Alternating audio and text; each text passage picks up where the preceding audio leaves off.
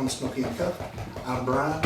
On this podcast, we will talk about law enforcement, social networks and platforms, and just life. If you guys haven't done so yet, please go check out www.smokeyuncuffed.com. That's www.smokeyuncuffed.com.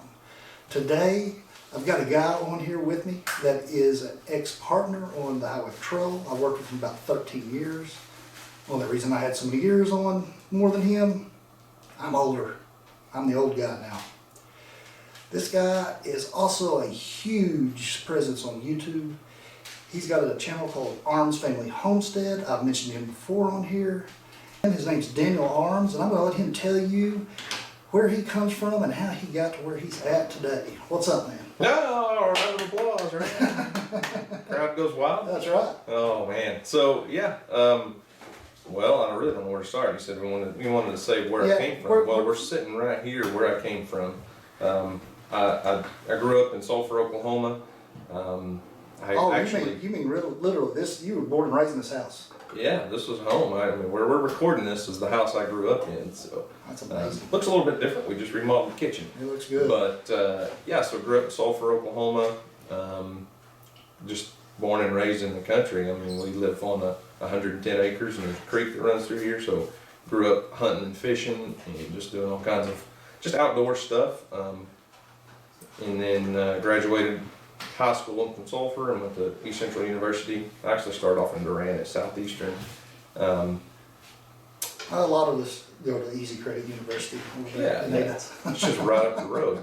But I got into criminal justice there because it was an easy major.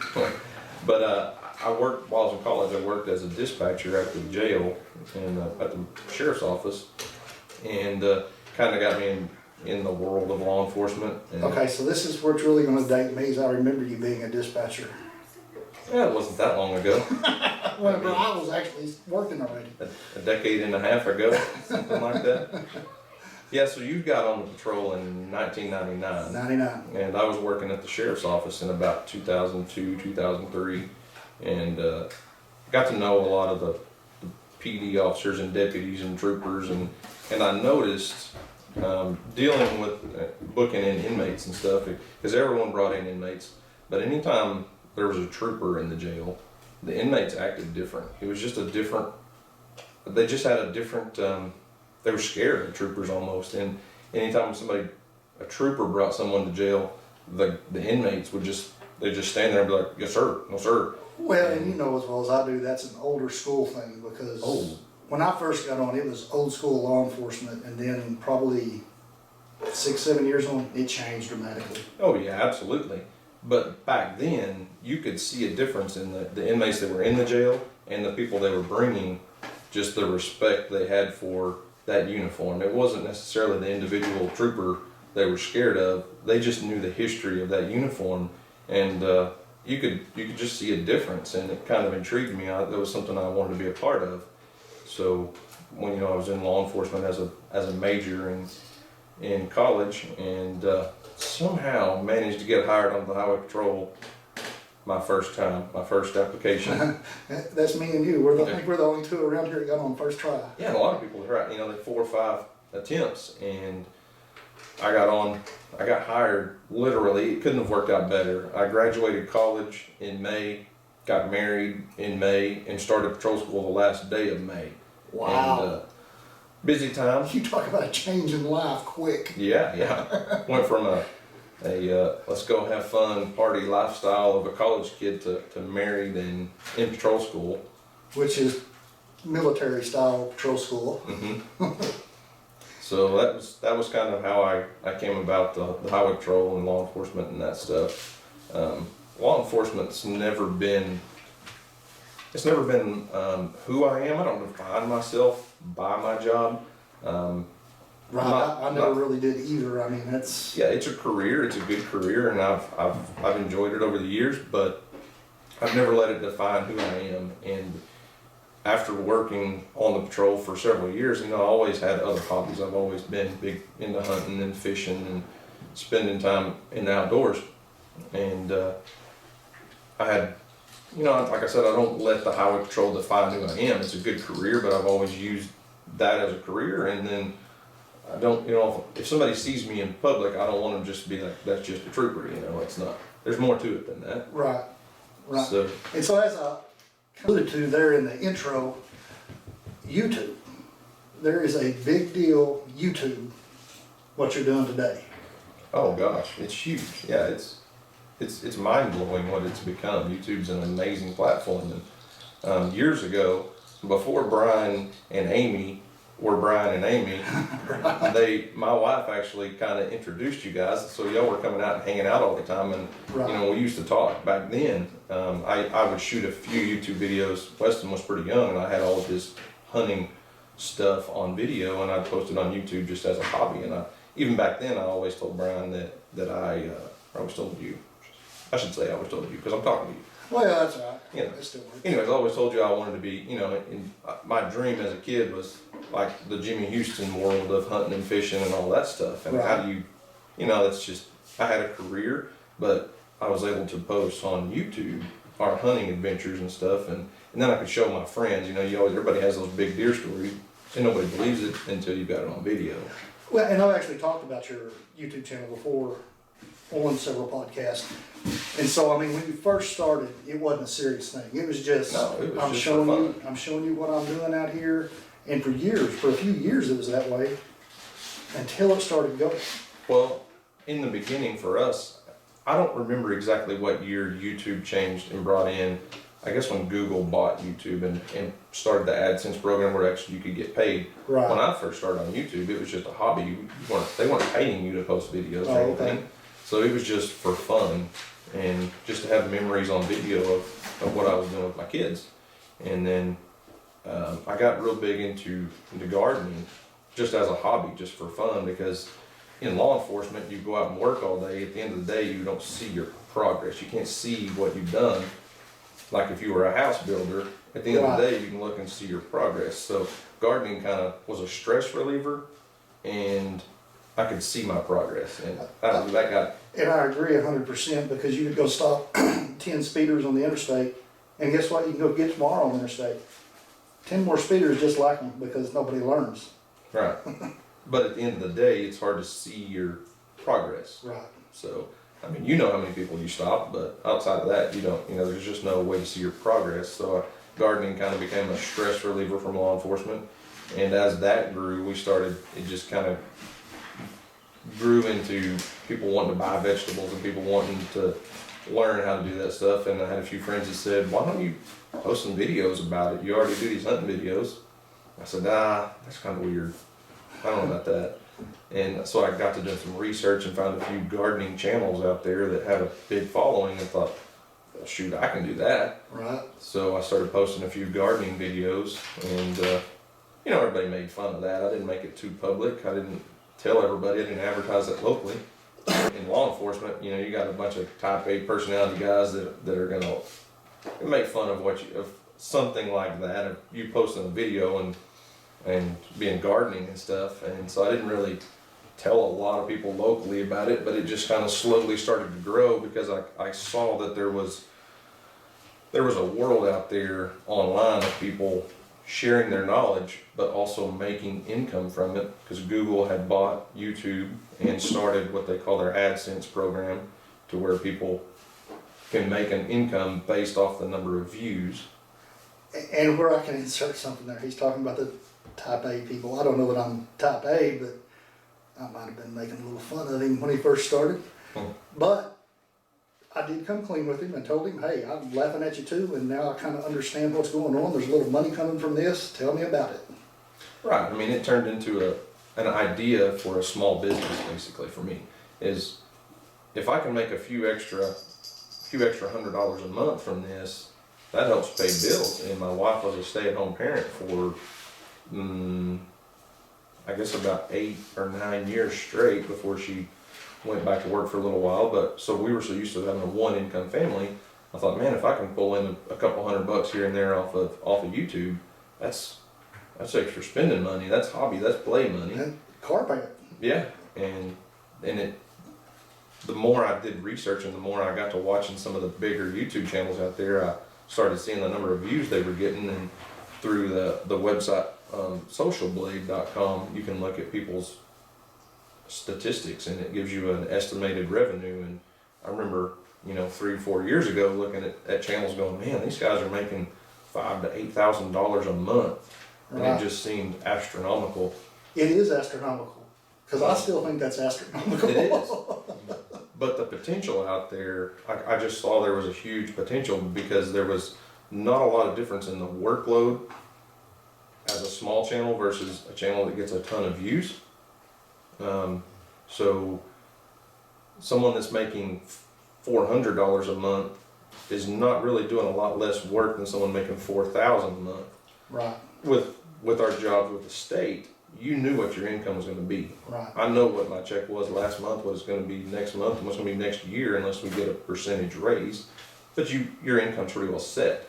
On the internet, it can change tenfold overnight Right. with a few viral videos or the right contacts sharing your information and spreading it to their audience. You can just grow so fast. And Which is what I'm doing right now. so it just it started evolving. Started watching other channels, seeing what they were doing, and trying to mimic some of their style and their strategies, and seeing what kind of content was getting views on YouTube. And there's just so much possibility out there. Well, and I mean, it's the truth of it. I mean, I've told these guys more than once that podcasts right now, there are 800,000 podcasts in the world. 800,000. YouTube, 500 million. I mean, it's saturated. Mm-hmm. I'm finding stuff every day that I had never watched before. And I've started watching a new one, Lunkers TV. Yeah.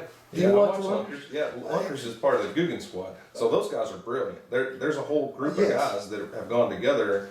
They each have their individual channels, but they have the Guggen Squad together as a combined channel, and they started selling merchandise and baits and all kinds of stuff. It's made me want to go get some lockers, some storage units, and start trying to sell that stuff. So I don't know if you know this, but Lunkers TV, he actually lives in North Texas. Okay. But so recently, if you've watched his channel, he started doing a bunch of ranch rehab because he bought some property. Right. He bought Gene Autry's original ranch, which is about 20 miles from here, in Gene Autry. Oh, that's awesome. He's right down the road. So is he just commuting back and forth, or? Yeah, he's not living on that property. It's just a Because I saw he recreational built a property. new house. Yeah, it's nice too. He just Oh, bought a yeah. Corvette and a pickup and boats And a and. warehouse. Have you seen his warehouse? Mhm. Holy cow! Is that thing 10, 15,000 square feet? So the warehouse is a Guggen Squad thing. It's Oh, owned okay. by Guggen Squad, so all of them are Okay. partnered on that. And that's where their headquarters is for their bait store. And Right. Yeah. I just started watching. Now I watch 2 or 3 other guys doing the same stuff, which we're getting a little off topic. I was just. It's just pointing out the facts that there's so much out there on YouTube that you can find. I mean, everybody's got a talent to do something on this platform. I mean, everybody's a little bit of an expert in something. in something. Yep, and that's the cool thing about YouTube is whatever you're into. I mean, you've told a lot of people, if you're into mowing grass, look it up on YouTube. There's Right. channels about it. If you're into Well, just in the playing last with your one, dog, I was telling them, in order to make your channel take off, think about simple things. Tying your shoe. Have you ever looked up tying your shoe? no. It's either tying your shoe or tying your tie. Has like 3 million views. Well, I mean, but it's an important step. A lot of kids get raised without a dad. They don't know how to tie a tie. Mhm. I mean, I talked about a lot of this on other podcasts. It's one of those things that it's just such a great platform to start out on. Yep. And easy. And you can, once you start a channel, it takes a long time to get monetized, and it takes a long time to really grow big enough to get enough views for your income to really, from AdSense, it's just so small in the beginning. But you can, as you go, you learn other ways to monetize what you're doing, such as Right. affiliate links through Amazon. I know you do affiliate stuff. A lot of people do affiliate stuff through their podcast, and then you can do affiliate, programs with companies, such as Amazon. Or as you grow and get bigger, there are a lot of companies out there that'll reach out and just want to do a sponsored video. Right. So I'll have companies email me on a regular basis that say, hey, are you interested in this product? If you are, let us know. We'll pay you a certain amount of money for a promotional video, and it may not really pertain to what I'm doing. Like I've done a few for Harry's, which is a subscription razor company.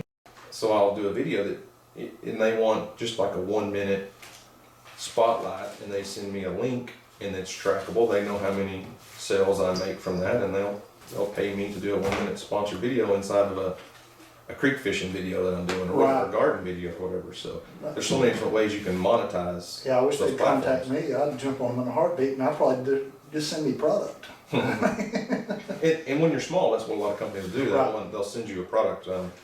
When I was, just had a few thousand subscribers, Haas Tools reached out to us because we were big into gardening. Haas Tools is a USA manufactured company, and all their products are made here in the USA, in Georgia, and they'd have all kinds of gardening tools and supplies, and they would send me, several $100s worth of equipment for my garden that I would have bought anyways. Right.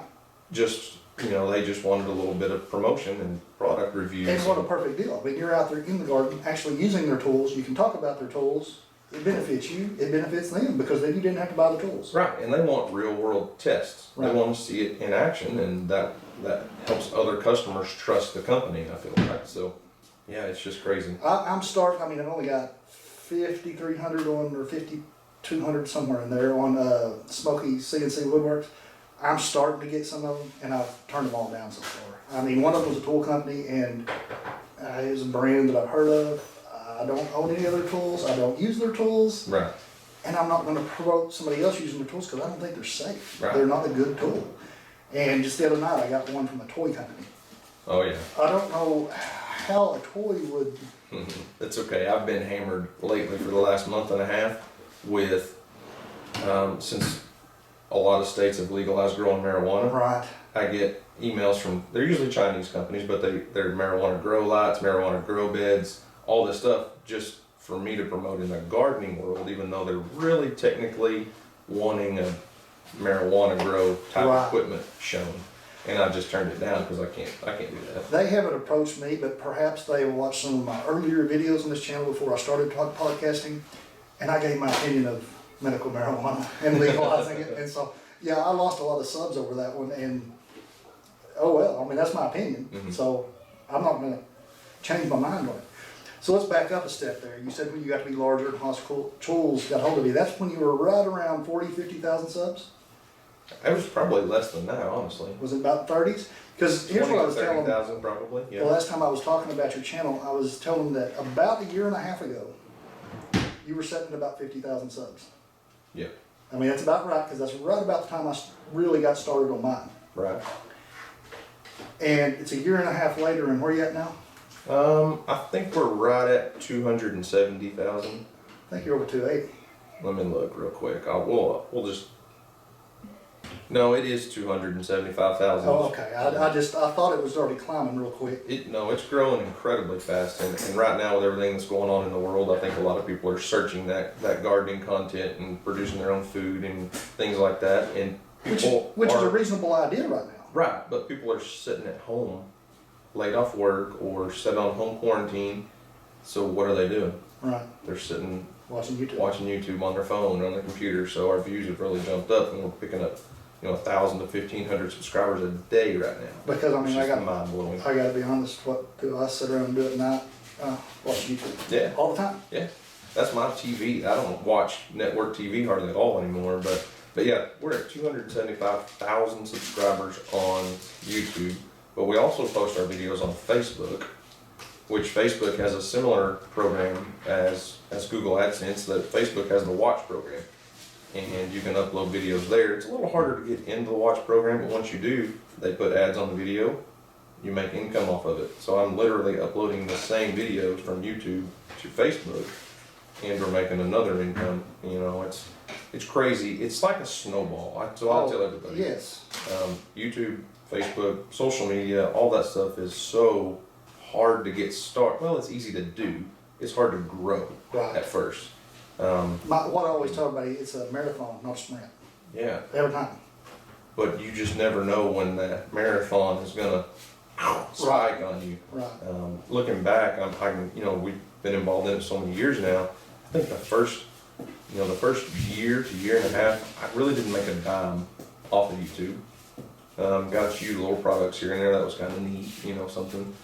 The first year that I got monetized, in the first full year, I think I made $3,500, you know, which was a couple $100 a month spent in cash. So that would have been like 17. Then 2018 rolls around, it made kind of a jump.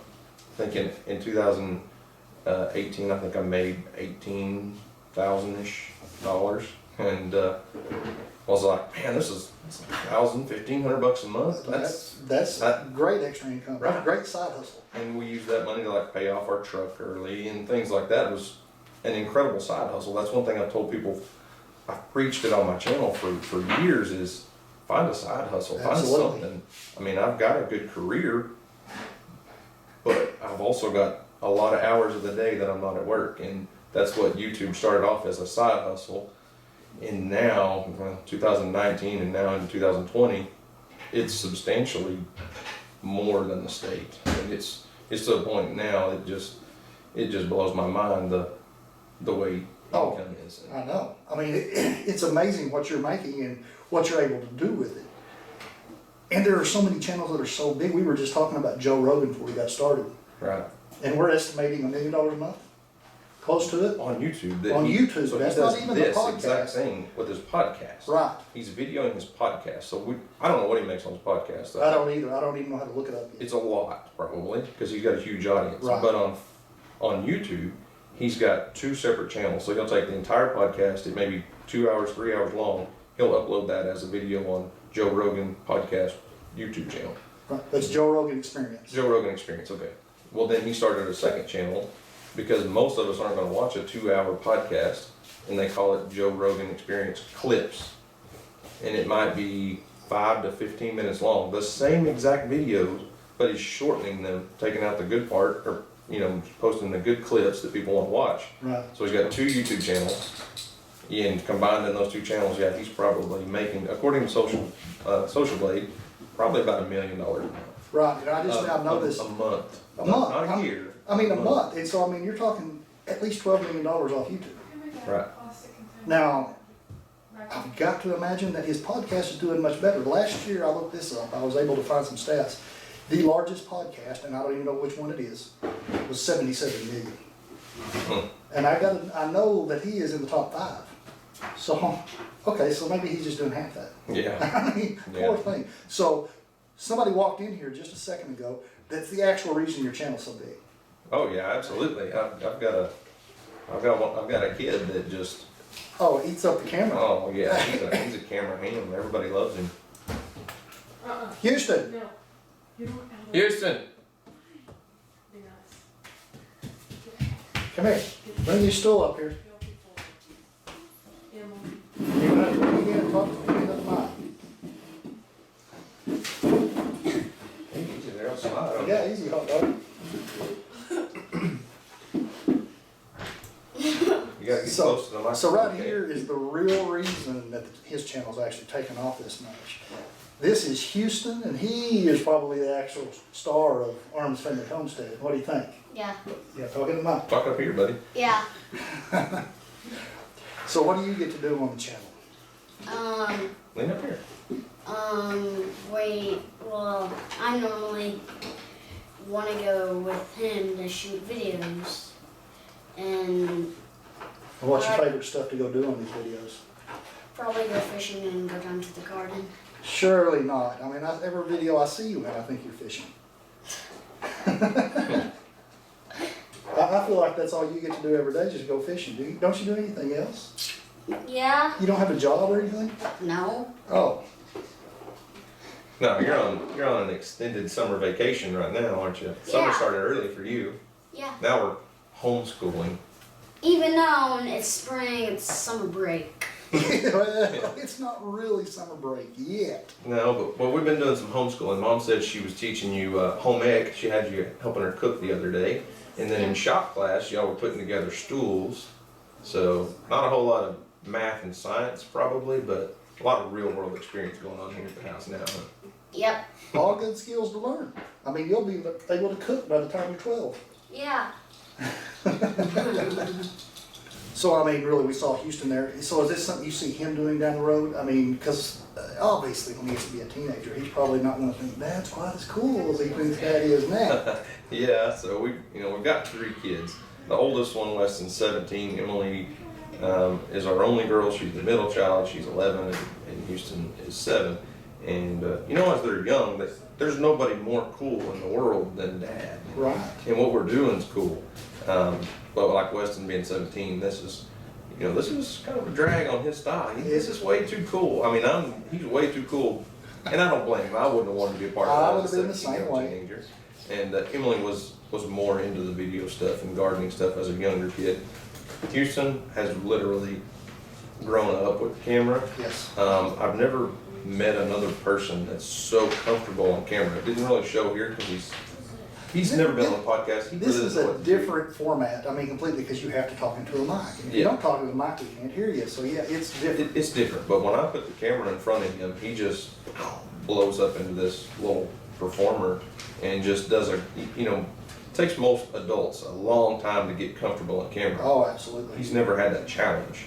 I'm not going to force him to stay on YouTube as he gets older. I don't know what he'll want to do, but he's definitely got the experience. Right. And, he's talked about, he's asked me if he could have his own YouTube channel and stuff. Right now, to me, Yeah. we don't have time to start another one. I'm not gonna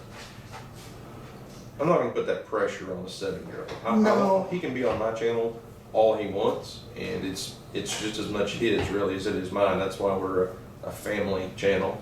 Try to keep it that way. Right. And we don't really corner ourselves into one type of video, even though that's what most experts will tell you that you shouldn't do. You should be very niche specific. I know can't that's do what that. experts tell you. I'm telling you right now, sometimes you get cornered. Yeah. I mean, I'd have Smokey CNC Woodworks, and guess what I'm expected to do every week? Woodwork. Right. But that's why I was trying to make it clear on our channel that it's more about the family than the farm, because we do a lot of gardening stuff, and we try to teach people how to grow food and raise animals, but when we go on vacation, if we go to the beach, when we go fishing, we show that too. I mean, it's just part of what our family does. Absolutely. And that's the family. I mean, I think a lot of America has lost that close-knit family. And people talk about it all the time. They say they never sit down and eat dinner at the table. They never do anything as a family. Well, and the thing is this. You'll see them all sit at the table and they're sitting here doing this. Everybody, go to a restaurant. Right. But you can also sit at home in the evening and turn on TV, and there's just not a lot of good, clean family content. Right. My wife watches several shows on Netflix and Hulu and stuff, and it's just crazy how what didn't used to be okay to put on TV is now normal. The language. The language and just the content, just what. Oh, right.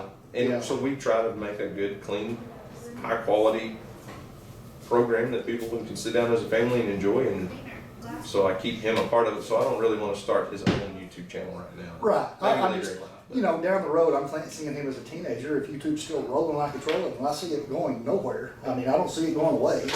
And even if YouTube does go away, the concept is not going anywhere. No. If YouTube goes away, it's because another platform overtook it. And I just don't see that happening. No, I don't either, but we would roll into that. Correct. Just like we've done with Facebook Watch program or Instagram and, I mean, TikTok. has TikTok. taken the world by storm. I've tried some TikTok, and So you gotta get with Emily though. She's a 12-year-old girl, 11-year-old. Right. Emily, are you 11 or 12? Turning 12 this year. Yeah, she's Turns almost, 12 well, this her year. birthday is I mean, April this 28th. So yeah, your birthday's this month to be 12. So you might as well be 12. Right. I'm the guy that didn't know her age. But anyways, so every 12-year-old girl in America can teach you how to TikTok. Right. That's just the platform for them. But you never know. Like Gary Vee would probably preach to you right now. If you're not on TikTok, Yeah. why not? Right. You don't know who's going to be on there in 6 months. Gary Vee being Gary Vaynerchuk. If y'all don't know who that is, just Google him and you'll find out this guy's a rags to riches dude and he is rolling. Right. But there was a time when he got on Snapchat and jumped on board with Snapchat when it was a 10 to 13-year-old kid's platform, and he started his, doing everything on Snapchat. Instagram, he blew up Instagram when Instagram was just this dumb little app that kids posted pictures on. he took it as a business platform and blew up there. Right. And you just don't know where you're going to blow up, and then you can use that to carry over onto other platforms. And that's basically all I'm, I just showed a little CNC stuff on there, and I haven't posted on it in a long time, just because, as you might guess, that now 46 years old, I really don't understand TikTok. I mean, I'll watch it and I'm like, Yeah. wow, that was interesting. I'm just like, you know, what would Yeah. your parents at? Right, and I get it. I've got a TikTok account. I just mostly kind of watch what my kids do. I post a few videos, but I could see if you posted on it regularly and you started getting enough views, you could use that audience Right. to tap into another way to monetize. You never know. I mean, right now, yeah, TikTok's not monetized, but It could at be. some point, what if they come in and say, hey, if you have over 1 million followers, we'll pay you so much per 1,000 views. And why wouldn't they? Right. Because then it's gonna force you, you're gonna be more inclined to make more content. Mhm. They get a percentage of what you're making, kind of like the YouTube setup, the model. And now they're making a killing like YouTube. Absolutely. Or Google. I mean, Google. owns YouTube, so I mean, we know your channel is huge and you've got this thing rolling, so where do you see this going in the future? Gosh, man, it's just such a hard decision. I don't know. I get asked all the time. So when you gonna retire from trolling and just be a 100% online social media creator? And you know, honestly, I mean, we could do it right now. We could have done it months ago. Right. It's just one of those things that the highway troll, working for the highway troll is there. It's not going anywhere. It's steady. I know what it's going to make. I know what we're going to make there. I kind of made a deal with my wife last year in about June or July. We just started taking my paycheck from the highway patrol and putting it directly into savings and just let that build. We don't even touch it. So we've basically been living completely, well, we have been living 100% off of our social media income since June or July of last year. So could I quit and do that full time? I mean, absolutely. Right. There's a lot of uncertainty. You never know what's going to happen with that. Well, and that's what I've always said is, who knows if the federal government's gonna come in and regulate it. Right. But like, I think it's, you know, Dave Ramsey and a lot of other financial people will tell you that you know, your average millionaire has about 7 streams of income. Right. And right now, the highway patrol is still a really good revenue stream for us, and we're not built up big enough, in my opinion, to just dump that yet, because we still have a few debts to pay off. I mean, when we did a big add-on on our house several years ago, you know, we still have a mortgage there. We have a house in town that my wife's grandma lives in that we're working on paying off. So we're not debt-free. Right. So I would feel a little uneasy 100% quitting my job right now with still a few little outstanding debts, but it's not out of the question. So Especially with just the an direction example, also say has changed. 3 years down the road, no debt. I could absolutely see myself But I mean, retiring early from the highway patrol, if you had no debt, which I've got 13 years on. Well, I'll have 14 years on in May. So we can retire at 20, just like you did. You retired at 20 years with a full retirement. But I've looked into it. If I retire, say at 15, 16, 17 years, you're really not missing out on a lot. I just have a few year gap before I started drawing a check from the retirement system. right. But the actual monthly income at, say, 16 years is not that much less than 20. No, it's not. It's kind of a pride thing, though. Nobody Oh, leaves this job. I before 20. know. Well, and I mean, it's honestly kind of a pride thing at 25. Because we get that, you know, deferred retirement, $250,000 in a deferred retirement account. Mhm. And so, I mean, the biggest majority of troopers, I say, go 25. And yeah, it's a pride thing. Even whenever I was doing it, I was thinking, man, I'm not going to make the 25. But I had a wife over here when I mentioned, hey, I'm thinking about retiring. She said, no, you are. Yeah. You're done. I hate your job. Yeah. You got to listen to that side too. No, absolutely. But you know, it's a hard decision. We've talked about it a lot. Even just taking a year leave of absence and really pursuing the online world, because I could possibly take a year leave of absence from the highway patrol and then just pursue this and try to grow it into something else. Because there's so many other things you could do to make income online. Right. That would be more dependable. We don't, you know, if you had your own products to sell, you had your own, you know, e-books or e-courses or, you know, classes, things like that are more steady. I can't just rely on Google AdSense. I just don't feel comfortable with that. So is that something we can expect down the road, some ebook? I don't know about an ebook, honestly. I've thought about it. I think, dude, you could do gardening tips all day. yeah, you could, but I think like an online class would be better. With this Oh, a okay. video course, you know, like a 2-hour, you know, raised bed garden course, Right. or you know, raising livestock, chickens or goats or something. I live right down here by you in Oklahoma too, and I'd have to watch it to learn to raise that stuff. I don't garden at all. So, you know, I don't know. It's just hard. It's a very hard decision to say, yeah, at this point or this amount of income, I'm going to quit my job and go online full time. I don't know. I don't know. You can't see the magic number yet. So Not yet. whenever you do see that magic number, you'll know it.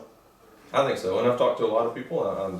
I've talked to a lot of people that, well, not a lot. I've talked to a few people that have gone into the online world and eventually quit their job, and they've all said, you'll know when that day comes. Yeah, I think You'll you know. will. And I think that day will be whenever you're going, I'm losing money going to work. well, yeah, I can see that. Yeah. For me, though, it's the time. So, Right. you know, if I take off a couple weeks and I'm at home with the kids, especially now that, or right now with the virus thing, they're home all day. Right. When I'm gone during the day, and it's tough. You know, it's easy to sit back and go, man, if I was at home all day and we were working from here and you're able to spend more time as a family and use that as a business to Right. make our income, that's really tempting. I mean, who wouldn't want to be with Yeah. their kids All the time. versus going to work? Right. You know, that's kind of the dream. Absolutely. It was never the dream when I started, though. That's what's crazy. I started this whole YouTube journey just for fun, to post videos so I could show some people. And then a couple of years later, it was hey, I could make a few dollars at this. Right. A couple of years later, man, this is making a pretty good income. And now, a couple of years later from there, it's a full-on business. Yeah, yours absolutely is a full-on business. Yeah. Mine, unfortunately, not to say that you don't have fun. I'm still just having fun doing it. Oh, I'm I'm a just, blast. I'm just playing. That's what I tell people. I play with my CNC machine. I mean, we do too. I mean, think about a lot of our videos that do really well. Like last summer, Houston got really big into running minnow traps in the creek. Right. Yeah, So I've him and watched several of those. Yeah, Jacoby would come over, his best friend. We'd spend 2 or 3 hours down at the creek just playing with minnow traps and fishing. Come back and make a video, post it. And the beautiful thing about YouTube is you post that video, it's out there forever. So if that video, you know, does pretty good at first and then it falls off, oh well. You know, you never know. Like we were talking earlier before we started the podcast, I've got some cucumber tutorial growing videos of hydroponic cucumbers in a bucket. That video is getting more views now, a year later, than it did when I posted it. It's still making us money. Right. That cucumber video this month has gone insane. And it's averaging anywhere from $100 to $150 per day in revenue on YouTube AdSense. Now, that video has affiliate links to Amazon for all the fertilizers and the stuff to Right. grow those things. So it's also making sales on Amazon every day. So that's something I did a year ago that's making me over $100 a day right now.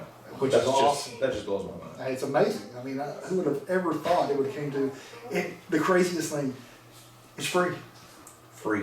Yeah, I mean, YouTube charges you nothing to get And started. you can do it with your cell phone. You Right. can pick up your phone and talk to it, post a video. And honestly, cell phones anymore, the cameras on them are as good quality as the camera we're using right here. Mhm. And this was a very expensive camera that I bought. Right. People ask me all the time, they message me, how do I get started? I want to know, how can I get started on YouTube? I say, well, you're probably writing this comment on your cell phone. So pick that cell phone up, turn it horizontal, because Right. TV runs this way. It runs Right. horizontal, not vertical, and just talk to it. And then you hit upload, and you do that about 500 times, and you get really good at it. You do. It's just like anything else. It takes repetition, and it's uncomfortable and weird at first, and it just gets easier as you go. Well, I mean, even like this dynamic, if you'd have done this a year ago, your wife's been walking around, your kid's been walking around, you got one sitting right over there. Back then, I couldn't have done it in front of them. I It would know. have been uncomfortable. It's uncomfortable, yeah. But since I've done it long enough, we were at a trade show in Ardmore, and there were thousands of people there.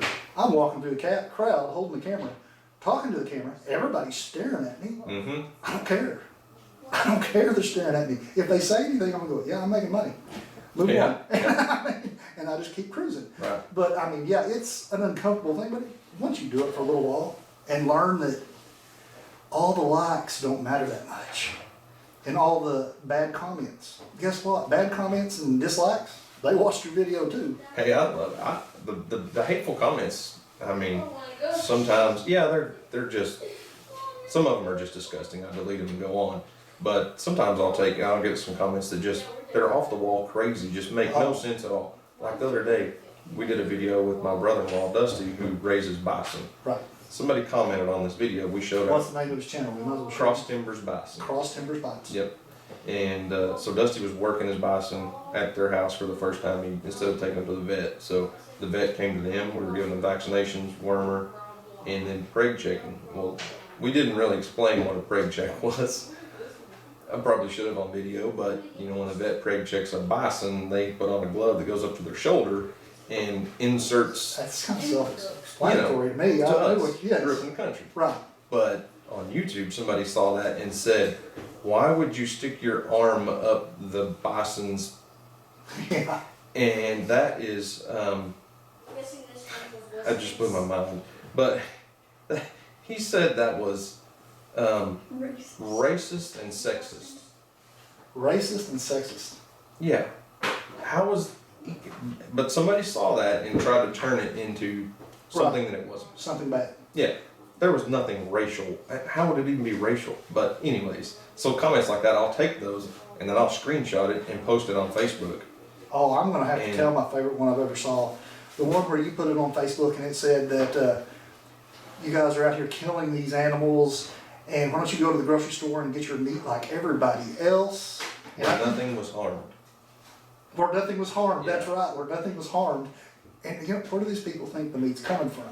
So this guy went on to talk, and in his comment he said, someday aliens are gonna come down and eat you in a stew with potatoes and onions. And the best comment I have ever seen was from one of your viewers, one of your followers, and they said, God, what an idiot. Everybody knows aliens don't like onions. I rolled at that. I know, it's crazy, but I'll take those and I'll use those, you know, as a tool on Facebook. I'll share that on Facebook, and that creates so much interaction on the Facebook audience. 'Cause, Right. you know, I can post that and it may get 400 comments. Well, that just helps me. Correct. That's me using this hateful comment to grow my audience. On Facebook. On Facebook, Right. yeah, it's crazy.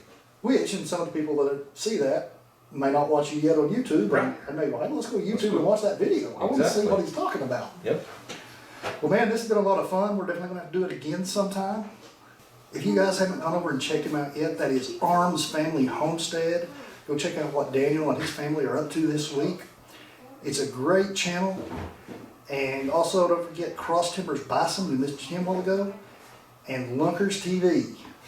Because I've really got into that one. That one's really kind of, Did you know Rob was an Army sniper? really. He's a sniper. He's a legit guy. I mean, he's. Ah, well, I haven't read that much into it. I've just been watching him clean out storage sheds. That's awesome. So anyway, guys, that's going to be it for this one. If y'all haven't done so yet, please run over to www.smokeyuncuffed.com or just check me out at Smokey Uncuffed on YouTube. So with that, guys, I'll see y'all and hear y'all next time.